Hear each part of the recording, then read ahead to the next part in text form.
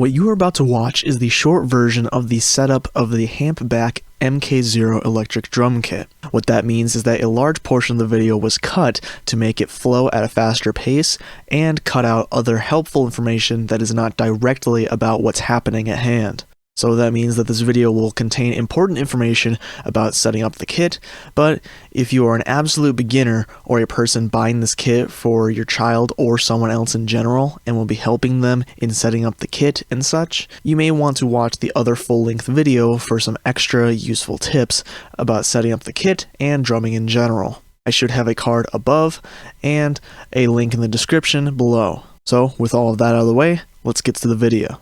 Today we're going to be looking at something special here. We're going to be looking at a kit that was sent to me for free, which is honestly surprising for my status. So thank you to Hampback for sending me this kit. Now, sorry for my small space here. I do not have a whole lot of space, but hopefully, based on the kit that I think this is, that shouldn't be an issue. So let's get into the unboxing of it and see what there's to see. So I have already personally cut this. This is not how it came to me. So we have no short supply of packing paper.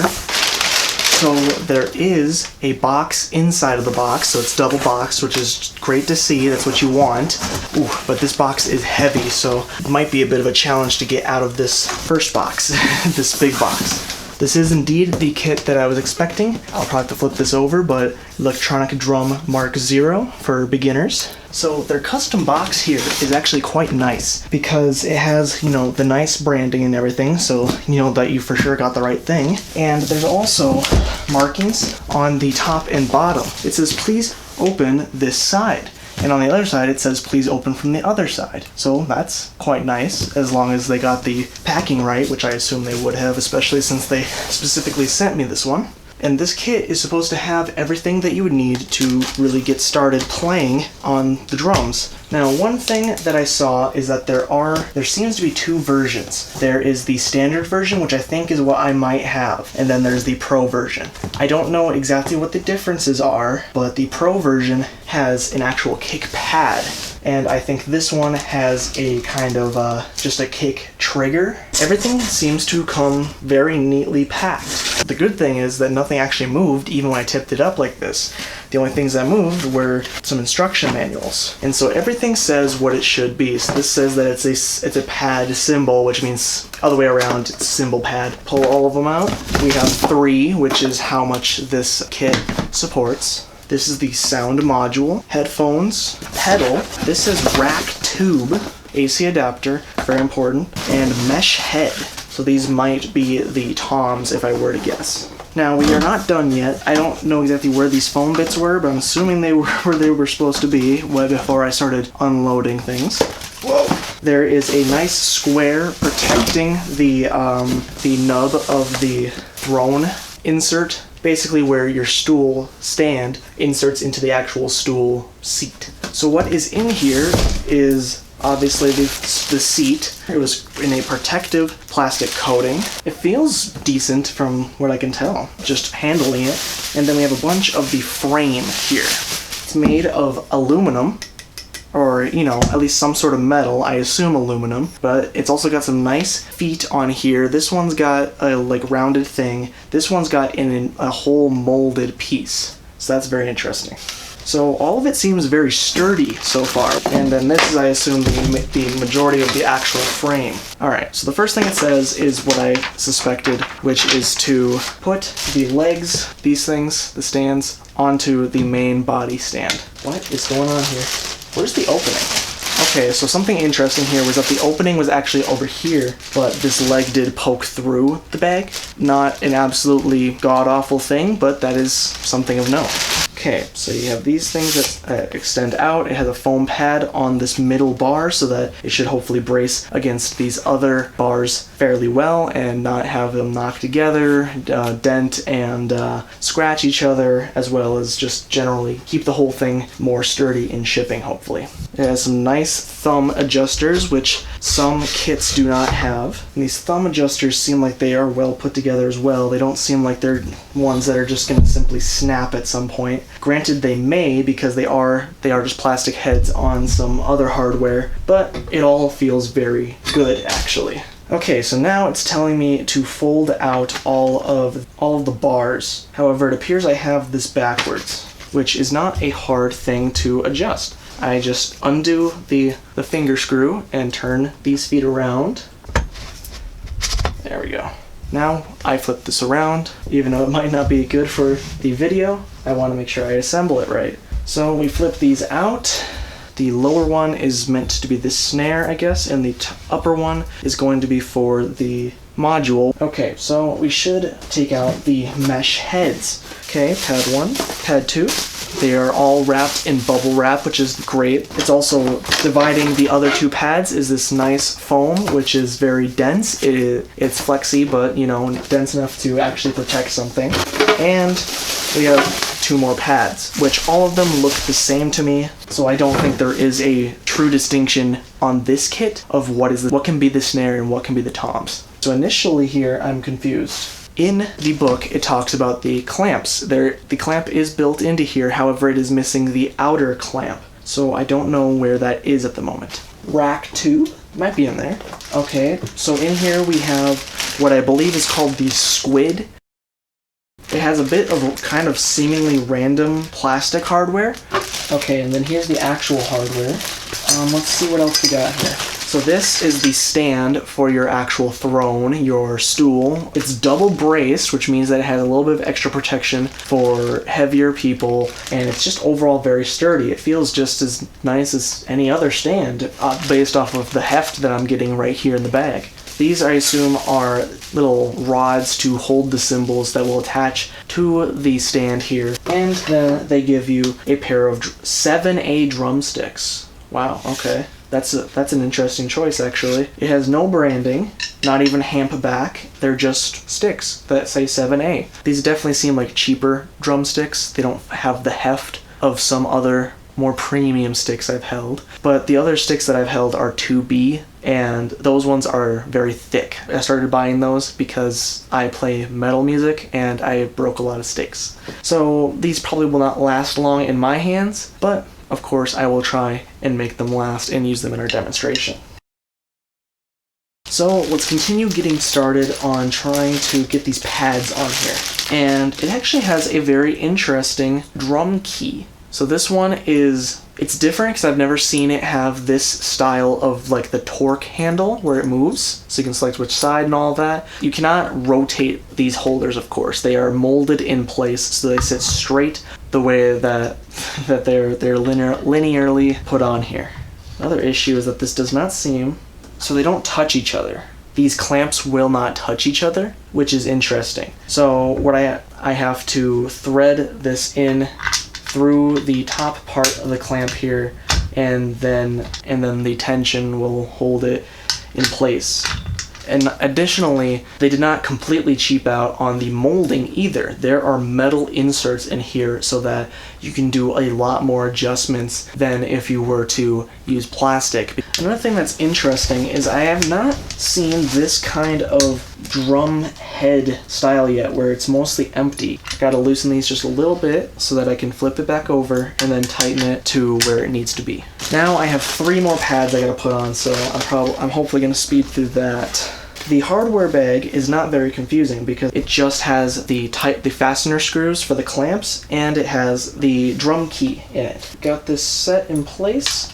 All right, here we go. So I'm able to thread it into place by finger, and so now I can leave that there, and I can thread in the other one by hand as well. Additionally, make sure that you have the washers on here. Now I put this to the inside. I assume that is how it should be. I'm pretty sure you can thread this either way, to the inside or the outside, to get a little more distance back, if that is what you would prefer. The clamps are ambidextrous, I'm very sure. I don't see any reason why they shouldn't be able to flip around and be used the other way. And they suggest putting these clamps on the outsides, which to actually move them, you gotta loosen the actual drum key fasteners. Okay, so now we're going to finger tighten these fasteners down like we have before.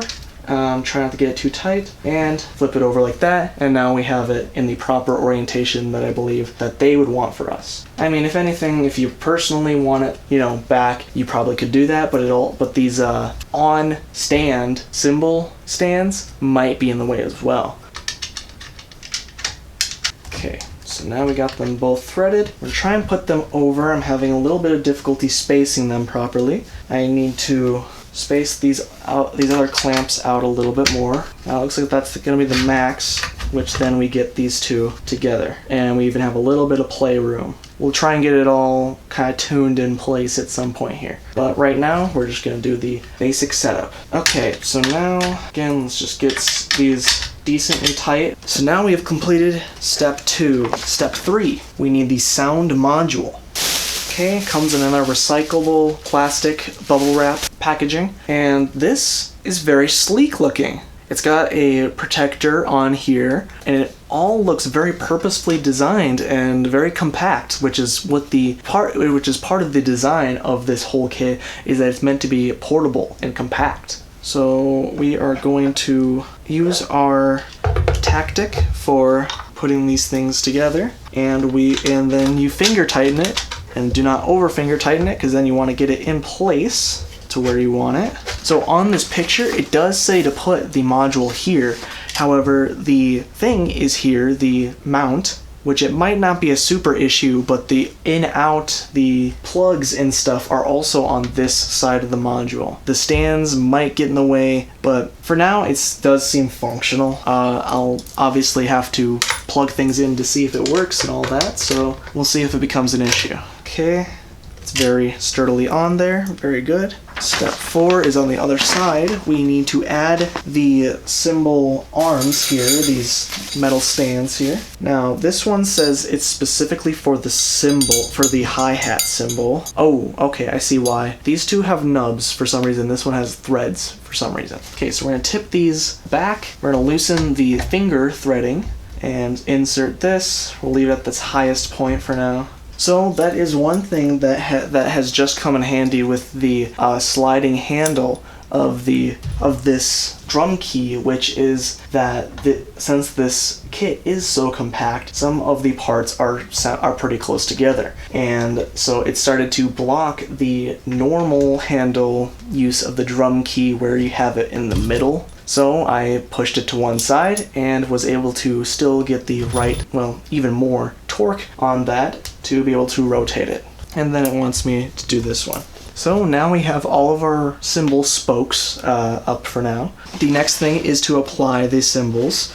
So unlike our drum pads, each of the cymbal pads appears to come in its own separate box. So this is the cymbal pad, which is actually very nice because a lot of electric cymbals, even though this one is smaller than most, a lot of them have a large area where it's just hard plastic. This one has rubber all around it, so hopefully it should be very ambidextrous, you know, irrelevant of where you hit it. Okay, so there's two different instructions because we have two different styles of spokes here. They have letters corresponding to pieces that are in the bags, but I don't see any letters on them, so those are not super helpful, unfortunately. So for your crash and ride, all you need is the pad and the rubber red gasket. I don't know exactly what the right word would be here. Oh, that's interesting. It's possible the pads have different head sizes. Let's see, because I know it fits on there. So let's open up another pad and see what it says. Maybe these other ones will be a little bit bigger. It appears to be the exact same thing. So this nub is very wide comparatively to it, and it just says to insert it. So I'm having to use quite a bit of force to get this through. So your child may need some assistance while it's assembling, obviously. Holy criminy. Okay. And to keep this more in place, I'm guessing they added this little thing here. That'll make it wobble just a little bit less. But it does give it free movement because with cymbals, electric or real cymbals, you do not want to super clamp them down on your stands, otherwise that can create cracks around your cymbal, you know, the stand hole. So luckily here they've kind of eliminated that issue with the crash and ride, though you may have that issue here. We'll see. Last cymbal pad, let's try and get this on here. Gonna have to use a little bit of force again. Oh. So yeah, those cymbals are very on there. I'm not the strongest person in the world, but I'm no weakling either, so you need a considerable amount of force to be able to put these cymbals through the nub, or you know, over the nub, however you want to rephrase it. Now these seem slightly tilted, but that's okay. They seem like tilted outwards, which is a little strange. Okay, so for here, we gotta take this off. We have to put one of these little plastic washers on first, then the cymbal, and then we take another plastic washer, and then we have this red threaded nut, which just seems to thread on here.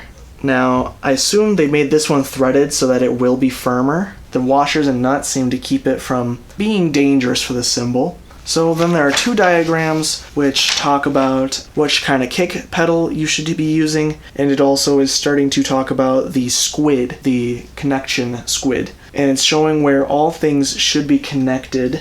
Let's see what kind of pedal we got here. I'm pretty sure there's no kick pad, so I'm pretty sure I got the basic one. But yeah, this is sorry, I'm having a hard time here because I'm observing this pedal and it's actually very high quality. This is even better than my Roland kit, which it's not a kit to sneeze at, but this seems like it has much better build quality in terms of how these pedals are. Let's open up this other one and see if it's the same thing.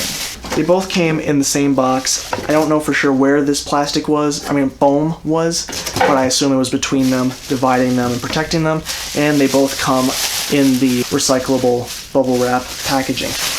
And both of these are indeed the same. This is very nice. There is a very tensioned spring, which is good for both the kick drum and the hi-hat control. One thing I'm not seeing is a plug-in, a way to actually connect this to the kit. Oh, it's underneath here. That's an interesting choice. But it's right here underneath the thing. The pedal can get nowhere near it, so it's not going to sever the cord or anything. But it's just a bit of a strange choice to me. Usually, it'd be on the back or on the side or something like that. Another thing that I meant to talk about was the great materials that are on the bottom of the pedal. There is rubber stoppers, which keeps it fairly in place, at least betterly in place, while it's on hard material. And then there are actually the hard part of Velcro that's on the bottom as well to keep it more in place, pretty well in place on carpet, which is what you typically want to put any drum pedal on in the first place. So now we supposedly have our kit assembled other than putting the squid in place. They also included in the plastic hardware bag a set of cable ties, I think 4 here. So we'll see what we can do here for organizing our mass of cables here. They label on the ends what everything should be, which is good because I guess there's not a way you can change it on the end of the squid. They are different sizes, which is, I don't know, it's again, it's not even a plus or a minus, it's just a preference. If you want them all to be the same length of cord, there's the chance that it wouldn't reach for some reason, but I doubt it. So the first thing you do is you plug it into this slot here firmly. Right here is the module and here is the squid. You want to firmly place that in the port and then you can screw these in. This says Tom 3. And we do have a little bit of extra length, which is good to see. There shouldn't be any risk of it being too short. Now, I'm sure they've thought of most of these issues, and because this just seems like a very well thought out product, honestly. This seems like it's a decently developed, affordable piece of hardware, honestly. Hi-hat pedal, wherever we choose to put this pedal. This is Tom 2. My hair is already getting on the product.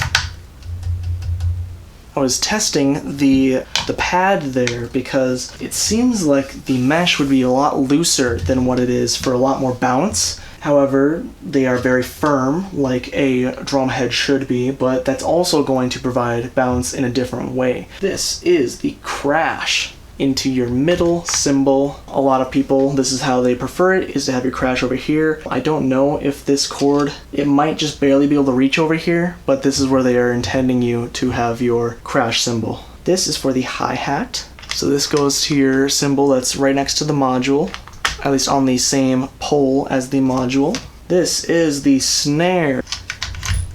Tom 1, just trying to make sure that it's not pulling or getting caught on other cables. For the most part, it's not. And this is the ride cymbal. So unfortunately, one thing that you do not get with this kit is expandability. If you wanted another crash cymbal, you cannot get that on this kit to my knowledge, based on what you have here. So now we have all of our wires going to wherever they want to right now. So now we're going to start using our cable ties to try and get these a little more tame. But I'm having a bit of difficulty here with the extra length. So what we're going to do is we're going to unplug things that have extra length, and we're going to try and coil it so that the wire gets put around the area where it needs to be, but of course do not super tighten it. Otherwise, you could risk damaging the cable. So we might not even need the cable ties, but if it comes down to it, we can also use those. So now I'm coiling the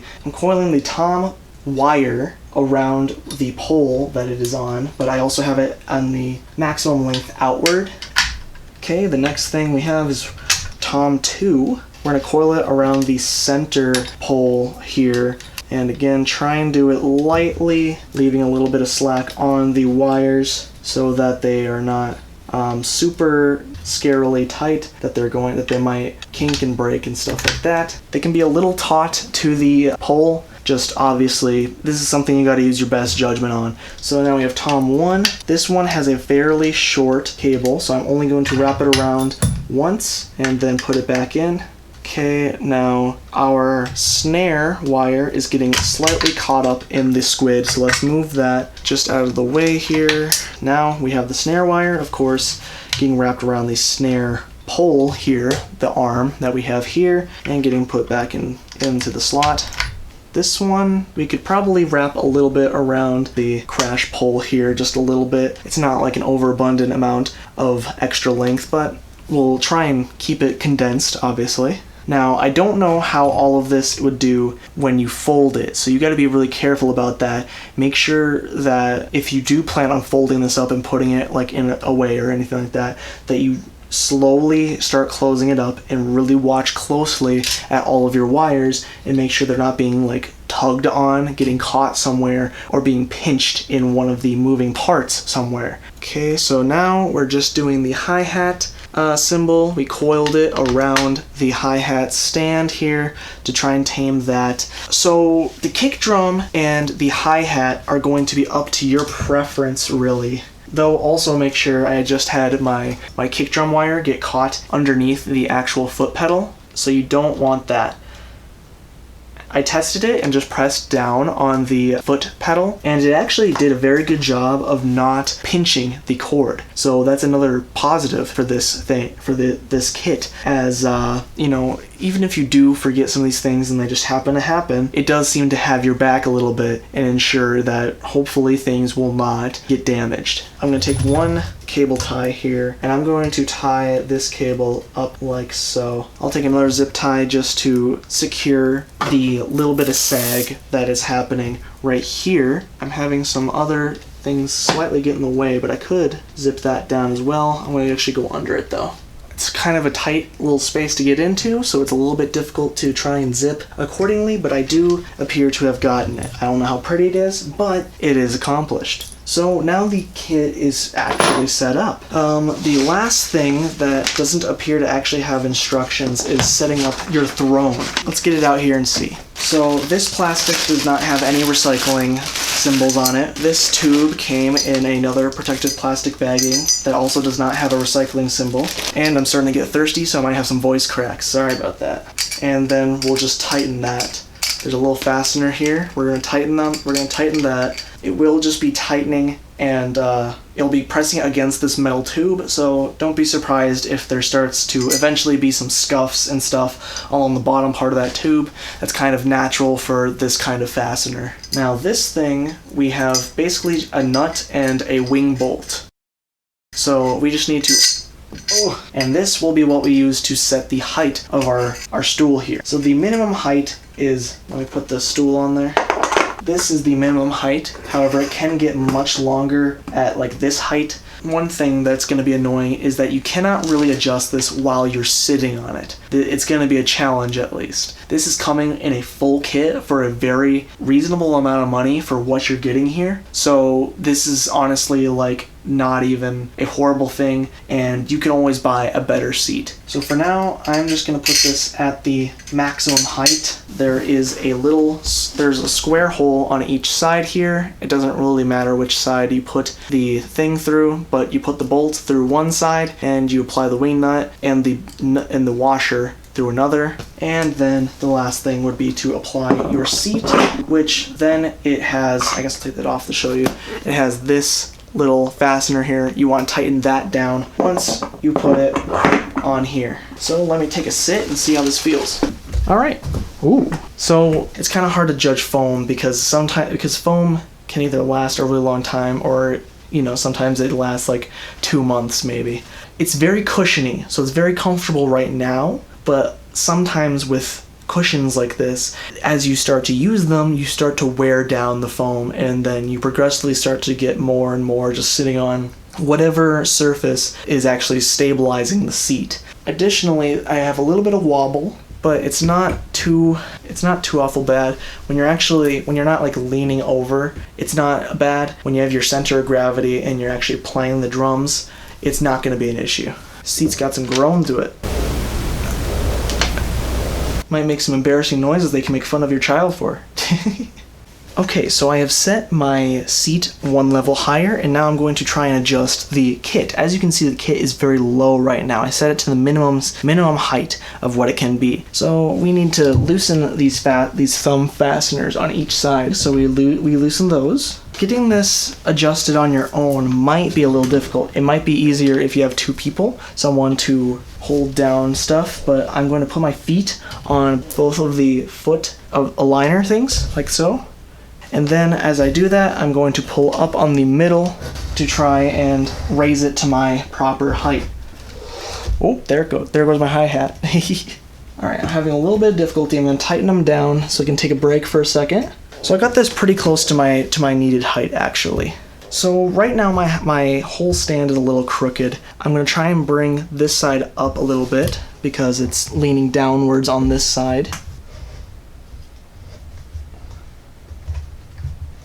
Oh, it appears my other side was not tightened enough and it has now slid into the hole and back down. So I'll retighten this. Okay, we're just gonna try and really crank down on those for now so that they don't move, hopefully. Put a little pressure on it, make sure it stays in place. And we are pretty much in a good zone for playing drums. Ooh. So I might want to put this this floor tom a little lower because it's seeming, it's a little lower than, or it's a little higher than my snare, so my feel is getting a little off. And generally, yeah, so that may present an issue for folding up, but for my personal reasons, I will be trying to lower that. Okay, just need to be a decent little bit. Now I've tightened it. I'm going to leave the key on there for now.